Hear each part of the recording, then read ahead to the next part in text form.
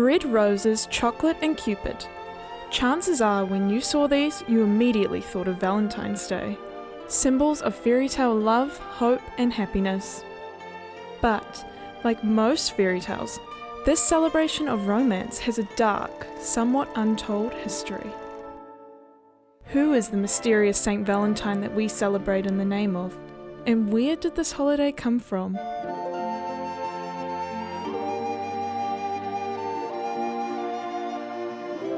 The history of Valentine's Day. The story of Saint Valentine is shrouded in mystery. No one knows exactly who Saint Valentine was, or if he ever existed, but the legacy he left behind will forever bring joy and happiness to people all over the world. The Catholic Church has recognized that at least 3 different saints named Valentine or Valentinus existed, but unfortunately for them, the story of all 3 men has the same tragic ending. All 3 of them were martyred. It's the year 269 AD. The Roman Empire is thriving and the Catholic Church is yet to peak. The legend begins with Roman Emperor Claudius II deciding single men made better soldiers than those with wives and families. So he outlawed marriage for young men. A priest called Saint Valentine, often disputed as the Bishop of Terni, defied this injustice by performing marriages for young lovers in secret. Eventually Valentine's acts were discovered and Claudius ordered he be put to death. Another potential crime Valentine committed to result in martyr was helping Christians escape harsh Roman prisons where they were often beaten and tortured. Once imprisoned, Valentine supposedly formed a relationship with the daughter of his jailer, and if legend is to be believed, he healed her blindness. As a result, her whole house converted to Christianity, which sealed his fate in the eyes of his jailer. And, as the legend goes, he was tortured and beheaded on February 14th. His farewell letter to the girl was signed, "From your Valentine." The first Valentine ever sent. Yep, the original Valentine. Although Valentine's true identity is unknown, the stories all portray him as a compassionate, heroic and romantic figure. His reputation would echo through the centuries and he would become one of the most popular saints in France and England in the Middle Ages. When does this get romantic? Ah, kiss her, dummy, kiss her. Ah. Lupercalia was a festival that occurred in mid-February and celebrated fertility in the beginning of spring for the Northern Hemisphere. The day would involve fertility rites and a lottery of pairing eligible women with men. The pairs would couple up for the year and often end up getting married. As the Catholic Church became more powerful, Pope Gelasius I forbade the celebration, outlawing it and deeming it unchristian.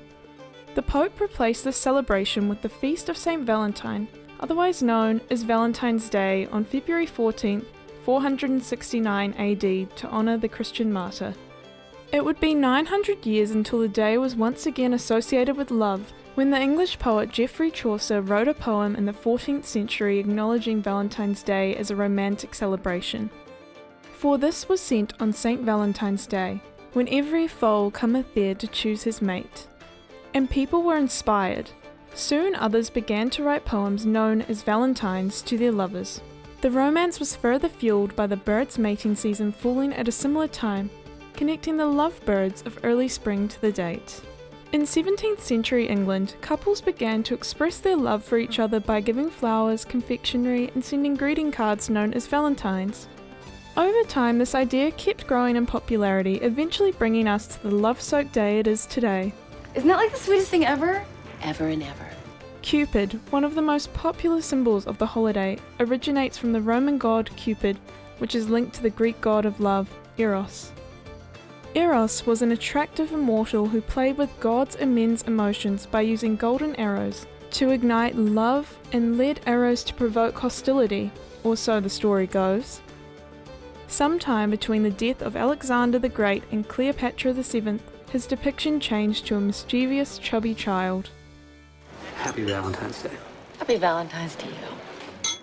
Nowadays, Valentine's Day is extremely popular, particularly with young couples in countries such as the US, UK, and Australia, but it is celebrated all around the world. In the Philippines, Valentine's Day is the most popular day to get married and is the most common day for couples to celebrate their anniversaries. But in more recent years, a challenger has risen to meet Valentine.